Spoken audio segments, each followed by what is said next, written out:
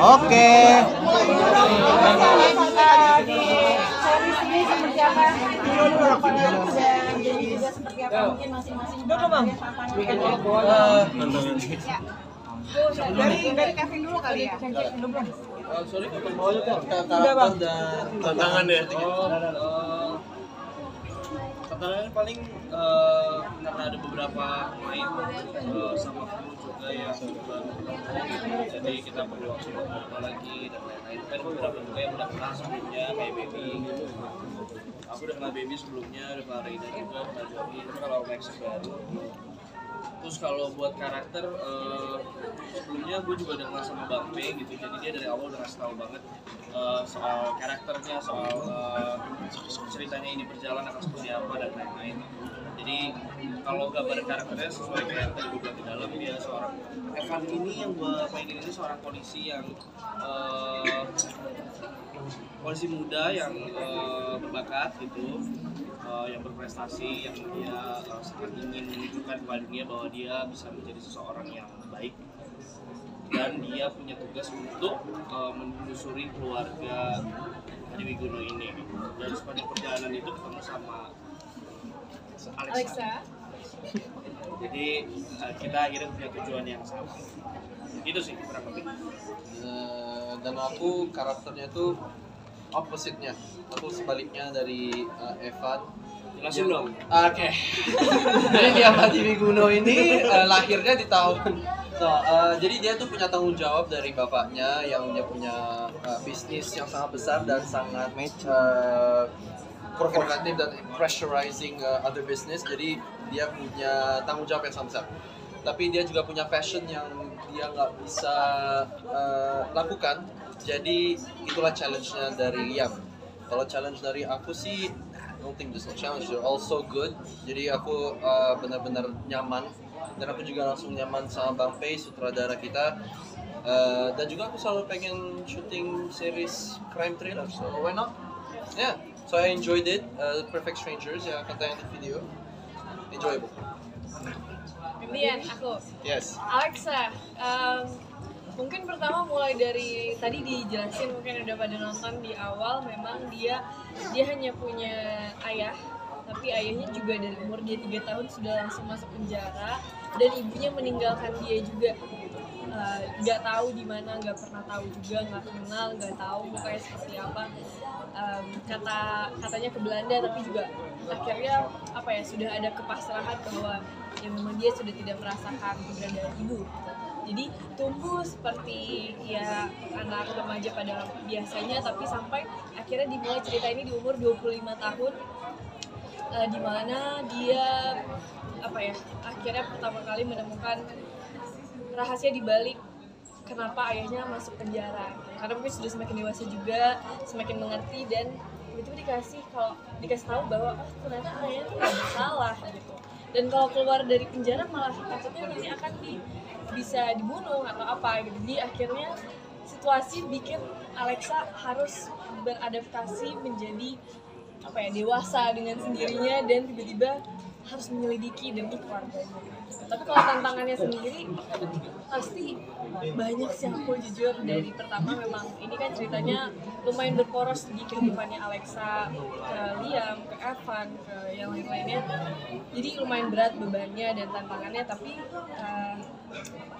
lebih ke kalau teknisnya kayak aku ya naik motor kopling, mungkin udah sempat tahu juga, belajar dulu karena emang nggak pernah sebelumnya. Terus action lagi, sebelumnya udah pernah tapi tetap harus butuh banyak latihan, preparation sama Maxim juga sama Lukas. Terus abis itu apalagi ya, masak jadi ada 3 hal yang harus aku persiapkan sebelum syuting ini ya. Tapi Emang kamu gak suka masak? Kenapa? Gak suka masak atau? Tidak pernah interest ke situ, aku kayak baking, jadi pas disuruh masak tuh kayak jadi harus ada sedikit workshop dulu gitu. Workshop untuk naik motornya sendiri ada cedera nggak sih, mengalami hal itu juga nggak? Alhamdulillah enggak, makanya syutingnya juga berjalan dengan lancar, dan persiapannya juga Mbak, latihannya dijaga banget sih sama kru-krunya juga. Akunya juga nggak yang sotoy gitu, jadi pelan-pelan belajarnya berproses. One take gitu langsung bisa. Iya, 2 kali doang kan latihannya kan langsung bisa kan? Cuma Dia langsung mau coba ngangkat-angkat gitu. Langsung stand itu. Maxim gimana rasanya diboncengin naik motor sama Bibi? Seru. Aneh gak sih gitu? Nah, awalnya pertama kali aku kayak, Beb aman ya, Beb aman ya, oke aman. Takut sih takut. Walaupun saya lihat. Malam-malam lagi kita waktu Iya, itu. sini hampir pagi aja. No, tapi dia serius sekali. Aku tak tahu aku. Serius lah orang Betul, that's what I'm saying. Iya sih. Dia tuh profesional, jadi dia tuh gak akan kayak setengah-setengahin profesionalismenya dan Terima kasih, pekerjaan dia. terima kasih. Baik kan? Keren. Mungkin yang dua ini Kalau Melisa sendiri singkatnya adalah Melisa itu teman masa kecil Liam dan Lukas. Sorry. Tadi mana? Melisa itu teman masa kecil Liam dan Lukas. Terus sampai saat dia sudah dewasa, akhirnya dia bekerja di perusahaan Hadi Wibowo. Kemudian dia tuh suka sama Liam dari dia masih kecil. Tapi yang suka sama Melisa itu bukan Liam sendiri, tapi adalah Lukas. Segitiga. Iya, sudah segitiga. Makanya sampai tiba-tiba saya itu muncul di keluarga Hadi Wibowo, Melisa ini orang pertama yang dia curiga sama gerak-geriknya Alex. Itu aja sih. Oke, kalau Lukas, simple sih. Lukas kan itu ada tirinya Liam. Dan Liam itu kan difavoritkan dan diemaskan sama keluarganya. Yang pastinya si Lukas ini yang kecil dan masih jadi adik ini pingin diakui di keluarga tersebut. Dimana keluarga itu kan emang powerful banget kan. Dan kita selalu terkena sama masalah kayak kita tuh emang mesti menjaga keluarga kita sebagai ya keluarga mafia gitu loh. Jadi ada tekanan itu juga dari keluarga kita walaupun secara tidak dibilangin sama ayah kita mungkin, tapi itu udah dari daging kan.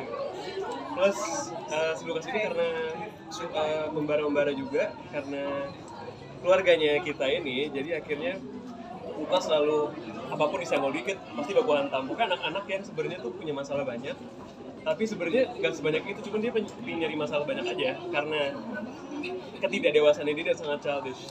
Dan tapi pemadam api ini cuma satu, itu Melisa yang sukanya sama kakak saya itu intinya gitu.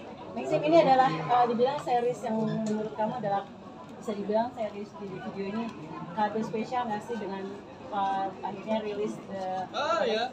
Jadi rilisnya tanggal 26, kita screening tanggal 23, ulang tahun saya 22, ulang tahun 23 19. So a lot of occasionnya lumayan pas sih. Dan what an occasion kita bisa kasih lihat episode 1 juga ke teman-teman media, ke kita juga. Kita waktu itu syutingnya udah dari Agustus, you know.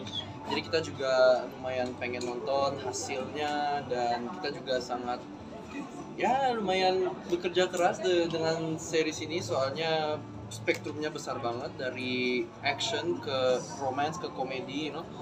Jadi kita senang udah bisa kasih lihat ke penonton, ke masyarakat. Tapi tadi kan ada adegan fight gitu ya. Kamu sendiri untuk belajar itu sendiri memang udah kemampuan sendiri atau gimana? Iya, jadi aku tuh udah pernah kerja sama Mas Tantim itu dan emang udah pernah. Cuman aku lihat tadi aku kayak aku terus tangannya nggak kayak gitu. You know, obviously I will always criticize myself, you know, to no end. Tapi ya udah berpengalaman lah. Cuman udah lama. Dan tadi sempat dikasih Surprise. Iya apa sih ada penghargaan? Aku kira surprise-nya buat dia. Aku kira buat lu.